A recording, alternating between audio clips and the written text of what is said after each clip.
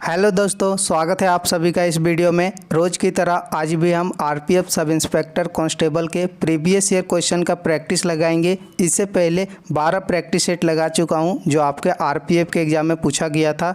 आज हम 22/1/2019 के तृतीय पाली में पूछा गया आरपीएफ के जीके जीएस क्वेश्चन का प्रैक्टिस लगाएंगे, जो आपके इस बार आरपीएफ एग्ज़ाम के लिए काफ़ी इंपॉर्टेंट होगा, क्योंकि बहुत से प्रश्न आपके एग्ज़ाम में रिपीट पूछा जाता है। तो इस वीडियो को आप अंत तक जरूर देखें। क्वेश्चन नंबर 1 है, निम्न में से किस देश के साथ लगने वाली भारत की सीमा सबसे लंबी है? तो इनमें से राइट आंसर होगा भारत की सीमा सबसे लंबी जो लगती है बांग्लादेश के साथ है। क्वेश्चन नंबर 2, दूसरा तमिल संगम निम्न में से किस स्थान पर संपन्न हुआ? तो 100 ईस्वी से 250 ईस्वी तक की अवधि को कहा जाता है संगम काल। इस समय 3 तमिल संगम हुए थे। पहला संगम हुआ था मदुरई में, दूसरा संगम काल हुआ था संगम संपन्न हुआ कपाटपुरम में, और तीसरा संगम कब हुआ था दोस्तों और कहाँ हुआ था? इस क्वेश्चन का आंसर आप कमेंट बॉक्स में बताएंगे। प्राचीन इतिहास से आपके काफ़ी ज़्यादा क्वेश्चन बनते हैं, तो इस टॉपिक को आप ध्यान से कवर कर लें। क्वेश्चन नंबर 3, पौधे में तने और जड़ों का आकार किस ऊतक के कारण बढ़ता है? क्वेश्चन नंबर 3 का राइट आंसर होगा शीर्ष अस्थ विभज्योतक के कारण बढ़ता है। ऑप्शन नंबर ए बिल्कुल राइट आंसर हो जाएगा। Question number 4, Christ the Redeemer प्रतिमा किस देश में स्थित है? क्वेश्चन नंबर 4 का राइट आंसर हो जाएगा option number D, Christ the Redeemer यह स्थित है ब्राज़ील में।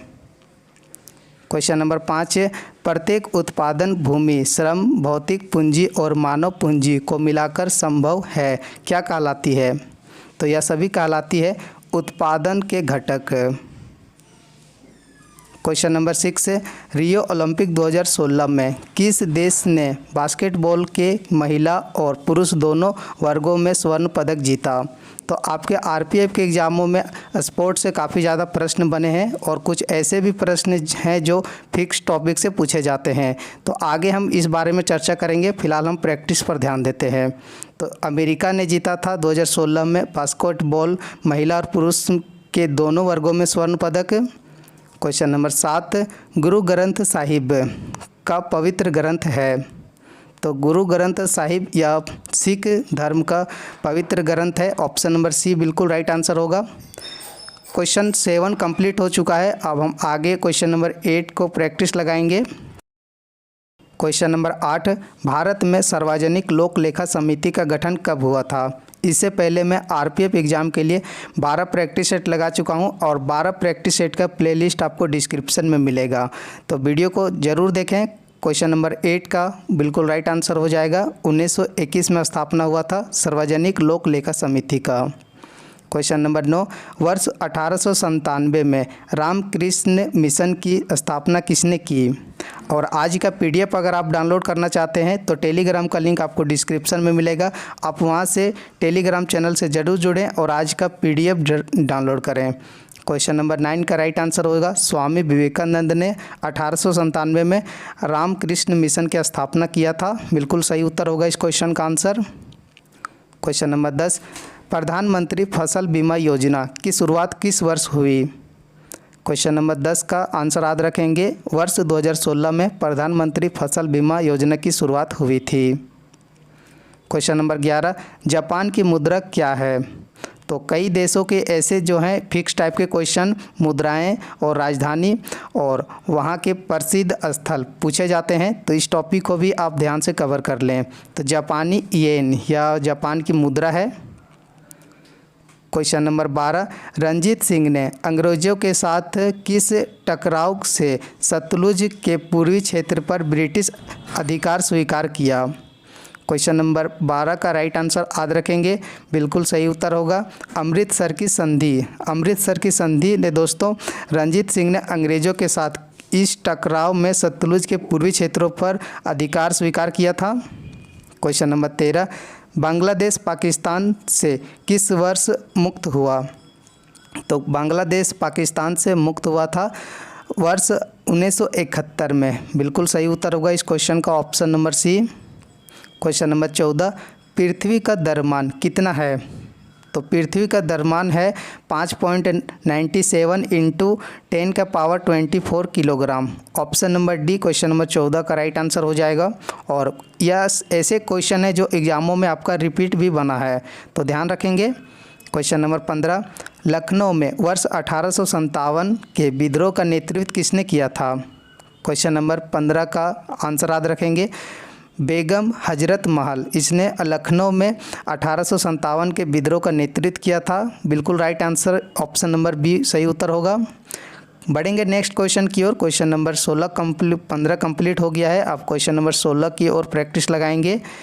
प्रसिद्ध यात्री फाहियान का संबंध किस देश से है? तो आपके प्राचीन इतिहास से अभी तक 3 क्वेश्चन बना है, आगे भी आपके एग्जाम में क्वेश्चन बने हैं, तो इस टॉपिक को ध्यान से कवर कर लें क्योंकि आपके आरपीएफ के एग्जाम में सबसे ज़्यादा प्राचीन इतिहास से ही क्वेश्चन बने हैं।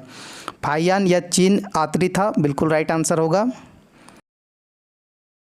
क्वेश्चन नंबर 17, किसी असमतल तल पर पड़ने वाली सभी समांतर किरणें जब परिवर्तित होकर असमांतर हो जाती है तो यह परावर्तन असमांतर कहलाता है। तो इनमें से राइट आंसर हो जाएगा अपरावर्तन कहलाता है विकसित परावर्तन, बिल्कुल सही उत्तर होगा। क्वेश्चन नंबर 18, सरदार सरोवर परियोजना निम्न में से किस नदी पर स्थित है? क्वेश्चन नंबर 18 का आंसर याद रखेंगे, सरदार सरोवर परियोजना यह स्थित है नर्मदा नदी पर। क्वेश्चन नंबर 19, सरकार द्वारा सरकारी प्रतिबंधों और बाधाओं को हटाया जाना क्या कहलाता है?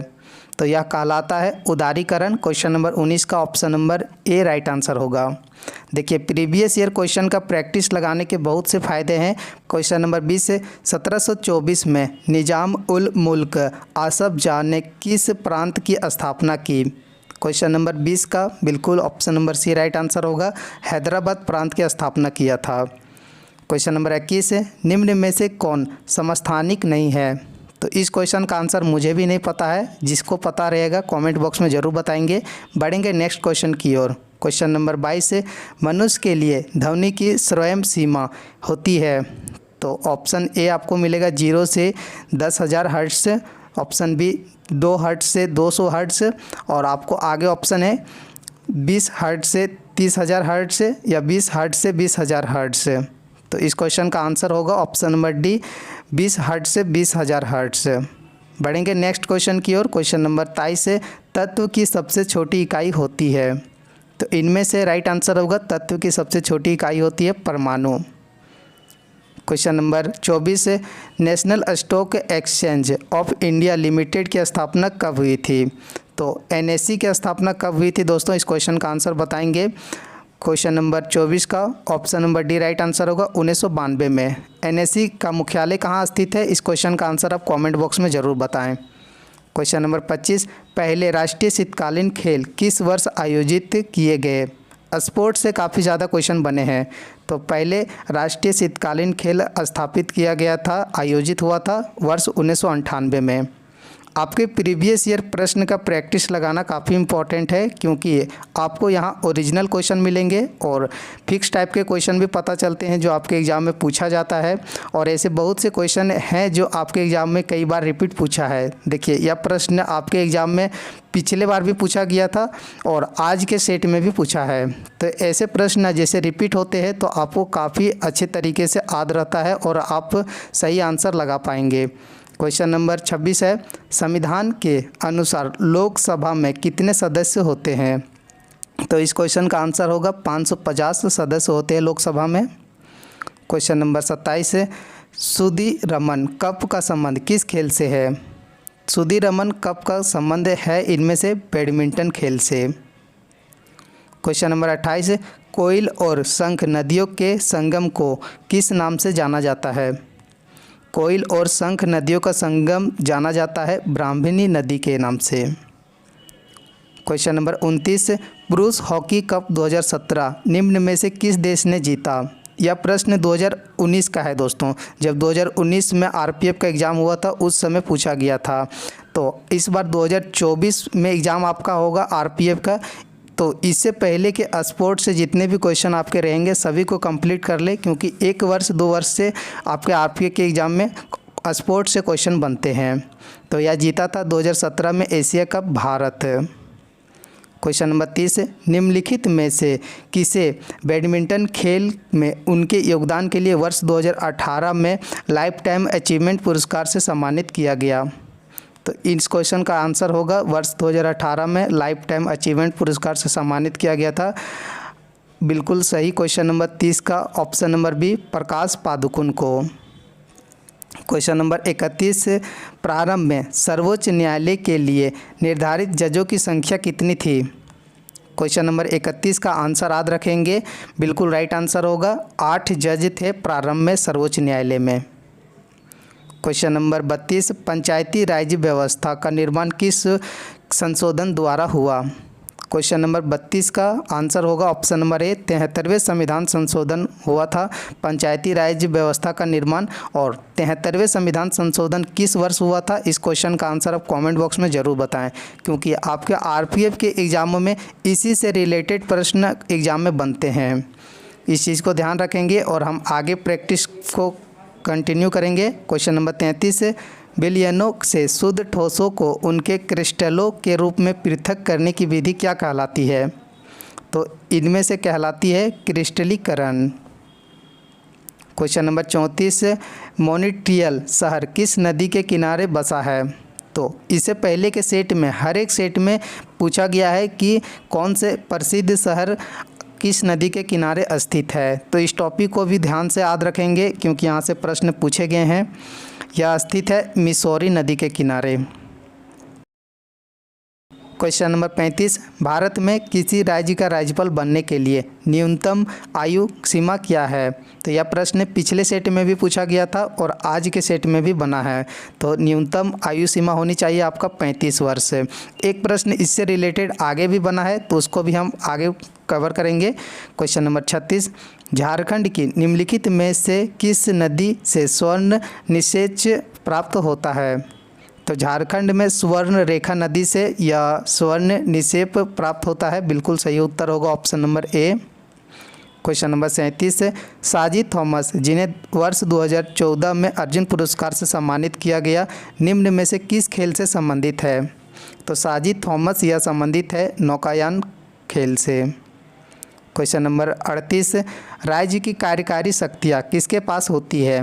तो पॉलिटी से भी आपके एग्जाम में क्वेश्चन बने हैं, इकोनॉमिक्स से बने हैं, हिस्ट्री से भी बने हैं, ज्योग्राफी से बना है, और कुछ प्रश्न ऐसे भी है जो करंट अफेयर से और स्पोर्ट्स से काफ़ी ज़्यादा प्रश्न बने हैं। तो इन सभी टॉपिकों को अगर आप कंप्लीट करते हैं तो अपने एग्ज़ाम में आरपीएफ के एग्ज़ाम में 40+ स्कोर कर सकते हैं। तो इस चीज़ को ध्यान रखेंगे। अब हम क्वेश्चन का आंसर कंप्लीट करते हैं। राज्य में कार्यकारी शक्तियाँ किसके पास होती है? राज्यपाल के पास।